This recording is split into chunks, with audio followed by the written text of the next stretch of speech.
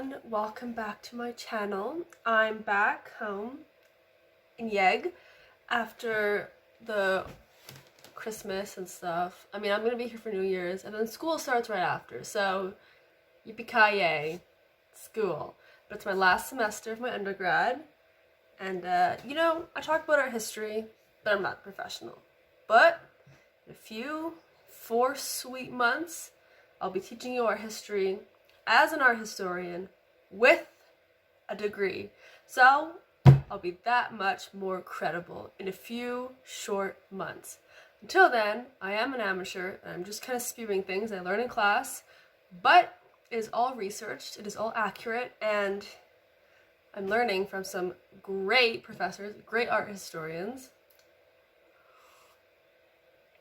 So I'm telling the truth no matter what. Anyways, I bet you're probably wondering, girlie, since when did you have glasses? I don't. I have 20/20 vision, thankfully. I just wear these because they're humongous frames and they look good with red lipstick, and they're blue light glasses, so if I'm staring at all my tech, my eyeballs won't perish, so it's a major plus, so yay, go me. Anyways, let's get started in today's video. It's minus 26 outside. Can you believe that? And I live here. And it's a choice. Interesting. So, okay, so I don't know if you know this, but my dad's from Iran, my mom is from Canada. Iran. I love Iran. But in one of my classes, the professor was also from Iran. And the TA, can you guess where the TA was from? It was also Iran. So it was a bunch of Iranians hanging out, talking about art. It was pretty great. Back to our roots.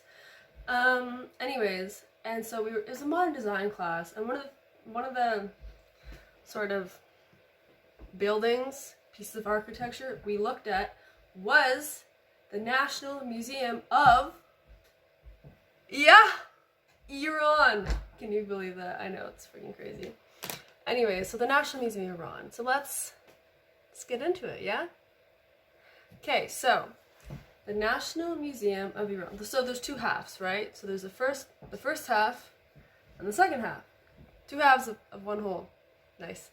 So the first one is sort of like pre-Islamic Iran, and the second one is post-Islamic Iran. It's pretty easy to understand. So the first one, the pre-Islamic one, we're gonna call it, so it's called so 1937, and the post-Islamic Iran was 1972. The architect for both of these structures was André Godard, a French man building stuff. Anyways, so I think my camera will die soon, but we're gonna try to get as much information as we can before then. Anyway, so it's built in 1937, so we'll talk about both of them, but so the first half, the pre-Islamic, 1937, and as you can see, it's kind of old, looks really ancient. Well, let me tell you the reason why. The reason is because during this period, I think it was under the Pahlavi dynasty, correct me if I'm wrong. I'll correct myself if I'm wrong, actually. Thank you very much. And so, like, the government and, like, the officials were like, okay, let's make a building that basically encompasses Iranian culture and sort of like a collective, you know, patriotic sort of situation. They were like, yeah, okay, sure. Let's build something that represents Iran and Iranians. Yeah, that's great, yeah! So they built this honkin' thing. Just kidding, it's very beautiful. I've actually been there. Yeah, so it's supposed to reflect, I think, Sasanian architecture, so that's way back when. Yeah, so by way back when, I mean literally way back when. The Sasanian Empire lasted from 224 to 641 AD. It was the longest living Persian dynasty. So they went back to their roots, and by roots I mean literal roots. It's not even that far in the roots. You can go further if you wanted to, but we're not gonna do that today. It's a little bit much, I think.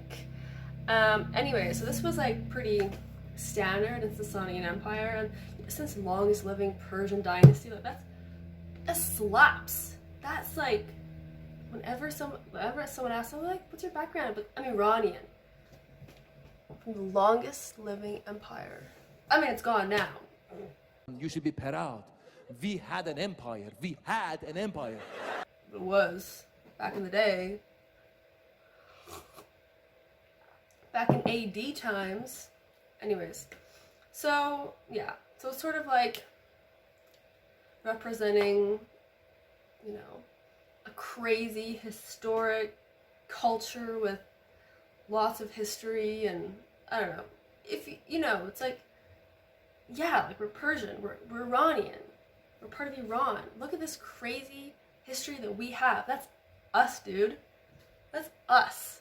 So they kind of want to capture that sentiment, but a little bit more gracefully. Yeah, so it's really, really cool. And if you go inside of it, it has, oh my gosh, it starts from like, what, Neolithic times, dare I say? Let's Google what that word really is. Haha, Paleolithic times. Yeah, it's pretty cool. So Paleolithic, what is that? It's really old. Doesn't really matter, it's really, really old. It's like caveman sort of stuff. So yeah, so you go, I think it's like 3 or 4 levels. Go up to the top, caveman stuff. And you go down, you go through the different levels, which represent different periods in time. So it forces you to work your way from the past to the present. So you have to go up all the stairs and then come back. But it's really nice. So you get a nice, in-depth understanding of pre-Islamic Iranian history. We love it. Okay, so I actually have... Ooh, yeah, we go through the Iron Age, and oh man, it's a lot. Back when knives were made from bones to when we had armor that was gold. Good stuff. Or not gold, that'd be stupid. It wouldn't protect you at all. What do you make armor from? Bronze? Silver? Metals? I study art, not archaeology, so please forgive me. Anyways, the second half is the post-Islamic one. We didn't really focus on this. I focused on the other one, because my prof vibed that a little bit more, I suppose. This one, I don't know. The second one is also Sassanid sort of inspiration. They're both taken from ancient Iranian architecture, which is pretty cool because the ancient stuff is lit. Like, it's properly really cool.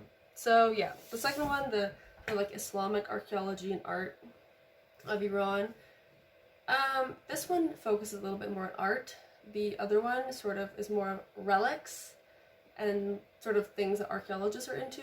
Bowls and knives and shirts that are old.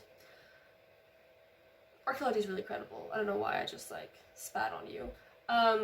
Lots of art, like calligraphy, like visual arts, because I focus on visual arts, right? Right. So the Islamic side focuses more, I suppose, on like textiles, artworks, calligraphy, pottery, things that I would be a little bit more interested in. Visual culture. Thank you. Yeah, sometimes they have exhibitions. The most recent one, 2014, so yeah, not too recent. Maybe we'll get one in there soon. Maybe we won't. It depends. It's a really cool museum. There's lots of natural light, so you feel really comfortable. It's pretty nice inside. I will say that the pre-Islamic one sort of uses like brick and I don't know what it is. What is it? Bricks that are sort of like traditional, so it's a little bit more like nature inspired than like say a museum you'd go to like the Met or something, which is just like It's clearly like modern and uses modern materials, not a lot of environmental thought going into it. This one has a little bit more environmental thought since it is replicating architecture in a time which relied heavily on the environment. So that's pretty cool. So the reason I chose this, the National Museum of Iran, was because it is important to Iranian culture and just to Iran and the history, but also because I did a report on it and I got 100%. 100%. 100. An A+, you guys. Please. So maybe I'll have to do my master's thesis on it. I might have to. Clearly. Anyways, I'm just gonna chalk it up to being Iranian. That is the reason I got an A. Don't even know if it's that good of a report. Actually, it was pretty good. Anyways, so I kind of wanted to just like conclude this video sort of by talking about, because it is a piece of design, right? It is not modern design. It is modern design. I mean, it is the 20th century that it was built, but it's modern design that's replicating sort of historical design, which is really cool. Anyways, so child. Anyway, so I think it's kind of important to note how culture and identity can be represented through design. Because, okay, before this semester, I studied paintings and sculpture. Generally, it was European. Oops. A white man? No! That's just what was offered, I guess. So I really didn't know a lot about design. I mean, remember the Irish castles? Yeah, that's the closest thing to design that I looked at until now. Anyway, so I learned a lot about design. Like, the learning, we were down here, we're up here. We're doing pretty good. Anyways, so, just like, you know, when you think of a design, you can look at the buildings around you and like, oh, that new building's going up in downtown, oh, that's a nice design. Okay, yeah, that's great, but let's look at design that like sort of introspective, but also kind of makes you think, right? It's cool like that. So that's design, the National Museum of Iran is representing culture and identity through its design. So they could have just gone with something that was popular in the 30s. They could have just gone with that, or just did some crazy modern, like the Guggenheim, for example. It's just some crazy Frank sort of, was it Frank Lloyd Webber? Frank Lloyd Webster? Hold on a moment. Yeah, I'm an idiot. It's Frank Lloyd Wright. And I knew this. I knew it started with a W because I like him. But you know, right? So you could have done something that was modern and just sort of typical at the time. No.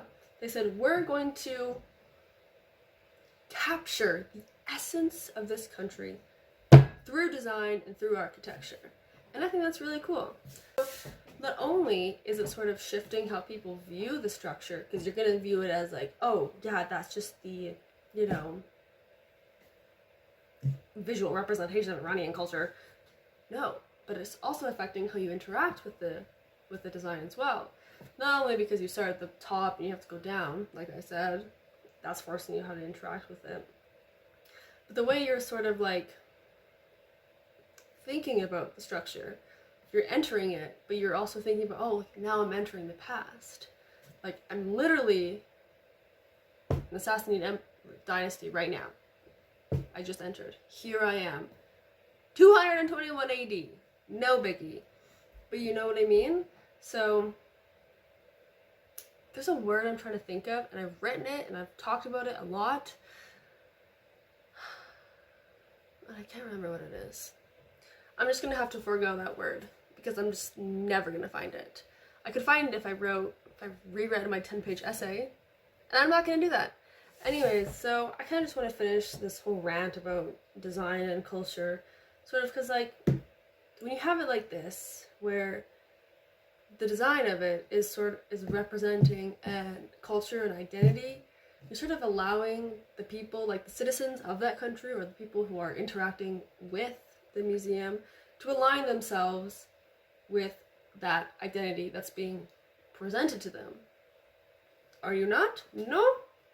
You know, so if you were to go in there and say you're not an Iranian citizen at all, you're from Scotland, you're like, oh wow, like, I can't align myself with this, but I'm sort of discovering, like, getting an more in-depth understanding of this culture, of this identity. So you're kind of aligning with yourself with there from the eyes of an outsider. But for an Iranian, you're like, oh man, like, yeah, this is my history, this is my past, this is so sick, this is so lit. Obviously, you're gonna say it a little bit, you know, well thought out, better than that, but it's the same thing. Yeah. It's just kind of cool how the design can influence how people will view themselves in terms of collective identity and, like, collective culture and stuff. That's all I had to say about that. It's -27 out now. Got a little bit colder. Yeah, I hope you guys do enjoy this, because I just love talking about what I learned in class, but sort of, because, you know, when you learn in class, they're kind of just, you learn it, but it's very bland and boring, and there's not a lot of juice to it, right? But I feel like I like talking about our history because I add some juice to it. It's a little bit more juicier and kind of explaining it using modern like themes, modern vocabulary. So I kind of like that. It's fun. Yeah, I am so sorry for deviating from my truth. Why did I make vlogs and no one stopped me? Everyone's like, yeah, go ahead. Let us watch you slice cucumber and make Korean noodles at 2 in the morning, because that's fun. It's not fun. And it wasn't fun for me either. I just want to cook in peace, and here I am recording everything. So that was a dark part of my past, and I'm never going to go back towards that. We're going to do our history forever from now on with these glasses. And I'm going to be a little bit more credible in a few months. So tell your mom, tell your friends, tell your family that Sarah is our historian. She's got it going on. And yeah, I do hope you enjoyed today's video. Hope you learned something. I learned something. I learned that it was 200 to 600 AD. I didn't know that. I knew it was AD. I didn't know when. But yeah, so, you know, if you like the video, if you like the lights, the plant, me, give me a like, comment, subscribe, because, you know, it all helps. Anyways, I'm gonna go drink some more coffee and, I don't know, not go outside, that's for sure. Anyways, bye!